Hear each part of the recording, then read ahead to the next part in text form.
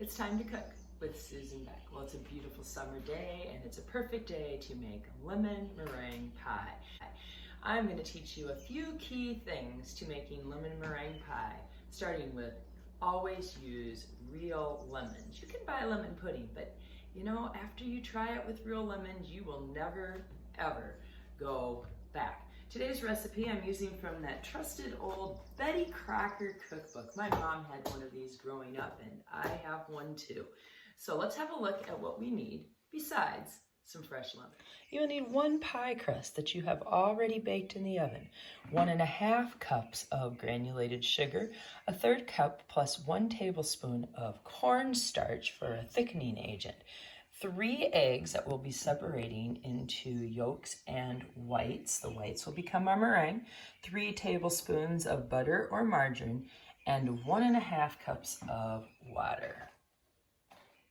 So I have 5 key points to make. The first one was always use fresh lemons for your lemon meringue pie. The second one is that you want to prep everything before you ever put your saucepan on the oven and start heating your ingredients. It's a little bit timely, it needs to be watched. Not difficult, but again, take the time to have everything ready to go. So I've got everything measured out there. I'm gonna work on my eggs and my lemons and so forth before I ever turn on the oven. So I'm gonna start with my saucepan and I'm going to put into there my sugar and my 1/3 cup and my tablespoon of cornstarch. Now this is an important step. I want that cornstarch mixed in with the sugar. I do the same thing when I make this delicious raisin sauce for baked ham. Sugar and cornstarch mixed together. This will prevent our sauce from becoming clumpy because we don't want our lemon pie to have globs of cornstarch in it. We want it to be a nice, smooth pudding. So I want to make sure that all of that is broken up and that I don't see any balls of the cornstarch. Okay, that will go into the oven top in just a little bit with the water being added. So onto the stove top, I should clarify that a little bit better. Okay, next I'm going to get my eggs ready and I am going to be cracking 3 eggs. The whites are going to go into my big mixer bowl. They will become the meringue. And I will use my KitchenAid with my whipping attachment to make that meringue after the lemon filling has been done. So I want the egg yolks to go into my saucepan, but not yet. That's going to be another key tip down the road here. On to egg number 2. Breaking again over a different bowl. I absolutely cannot have any yolk mixed in with my whites or my meringue will not beat. So I'm going to put my whites into the big mixing bowl and I'm just putting my yolks to the side for a moment in this measuring cup that had the sugar. All right, last egg. Egg number 3, tap it on the countertop, put your fingers between the broken shell and then back and forth between those shell pieces. Get the yolk out. Put the yolk in one container, the whites in another. There you go, 3 separated eggs. I'm gonna move those eggs into this bowl. I need a little more space because tip number 3 is coming up soon. The next thing to prep ahead before doing any cooking are the lemons. So I'm going to squeeze my lemons. My daughter took a ceramics class and made me this cute little lemon squeezer, but you can buy them online or in a store too. But they have this little point here and the lemon just fits down in. And it's so easy to get all of that juice squeezed right out. So you get down to just the rind. Look at that, all emptied out. And you just keep squeezing and twisting until all of the juice is out. And you just have this clean shell, the rind here, of the lemon. All right, and then we do want to be sure that our seeds are removed. So I'm looking for, oops, I dropped the one I found there. Don't want any seeds in our lemon filling. All right, one more over here, it looks like.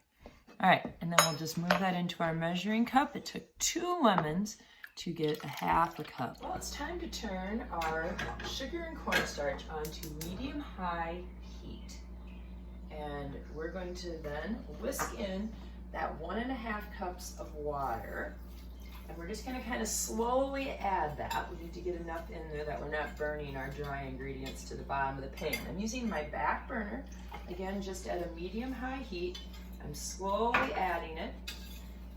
Similar to like when you make a gravy or a roux, except that we've got sugar in this instead of just cornstarch or flour mixed with our water or our milk. I like a whisk for this. A wooden spoon would work just fine too. All right, so we have all of that in, and we're just gonna stir every now and then. Now, cornstarch's purpose is to thicken this because we need to turn it into like a lemon pudding, really. All right, well, this would be a good time while this is heating up to tell you a little bit about how to prepare your pie crust ahead of time. Earlier, I put my pie crust into a 9-inch pie pan, an 8 or 9-inch, those are pretty interchangeable, and made sure that the edges were up over the top. Because this is a lemon meringue pie where we're going to be filling it after it cooks, we want to prick some holes into the bottom just using the tines of a fork.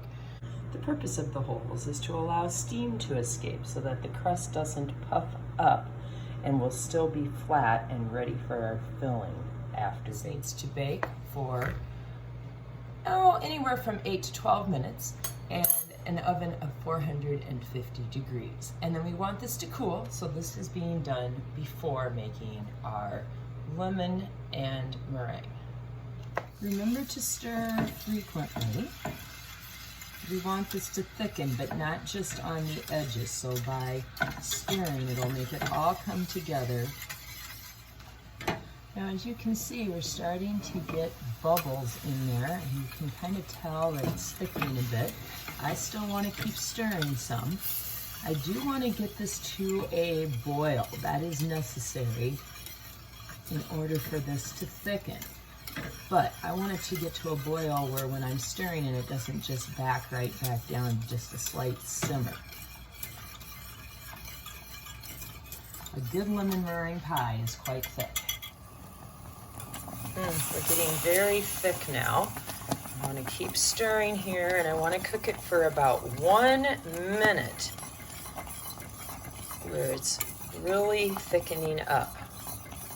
Okay, now I told you I'm going to give you several tips along the way. The next one is, this is a very, very thick, glossy sauce. It has no flavoring in it yet. The lemon is going to come in, and then the eggs are going to give it a richness. Here is the tip. Okay, break those eggs up a little bit so those yolks are broken. You do not want to put this egg mixture into this hot dish, or you will end up with scrambled eggs instead of lemon pie. So we want to put in at least half of this into the eggs and beat, beat, beat, beat, beat. I'm using that whisk still. I'm going to add another half a cup. So I've put about a cup of it into, let's set that over here, the eggs. Okay, that way I am not getting any curdling and baking and frying of eggs here. All right, and that looks really good. Otherwise, this is just too hot in the pan, and you end up with a disaster where you'd really have to start over. All right, now that we've got half of it mixed in nicely with the eggs, we're gonna put that all back into this pan. And then I'm going to give it a really good stirring again and work that in. Notice we are off the heat for all of this. Okay, the next step is to add in the margarine or the butter. I've got 3 tablespoons of margarine today. And our last step will be the lemon juice. In goes my lemon juice. Around again. In goes the filling into our pre-baked pie crust. This will be going back into the oven just to cook the meringue, which is made out of eggs. We want to cook those a little bit. and to brown it and give it just a nice look that you always see on a lemon meringue pie. As soon as your pie is in the crust, you can get your oven turned on to 400 degrees because, as I said, we're going to cook that meringue a little bit, and we'll get that oven preheated while we're making our meringue. We're using those egg whites, okay? We talked about this before, but huge tip, make sure you have no yolks in there. Okay, we're going to put this on our stand mixer. A hand mixer works just fine, but you have to stand and hold it for a bit of time in order to get these two whipped. So we have our 3 egg whites in here, and we're going to add a 1/4 teaspoon of cream of tartar. Now remember, we wanted to be sure there was absolutely no yolk in that egg white and cream of tartar mixture. We're going to turn this up higher.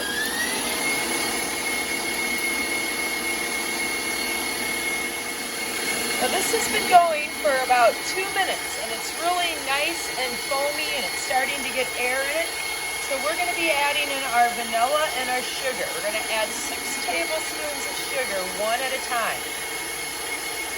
There's 2,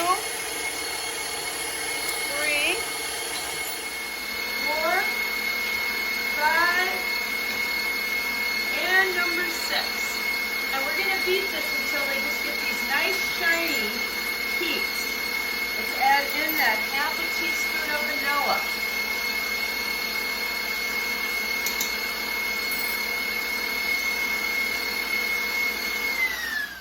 Well, that is a noisy job, but we do have some great peaks here.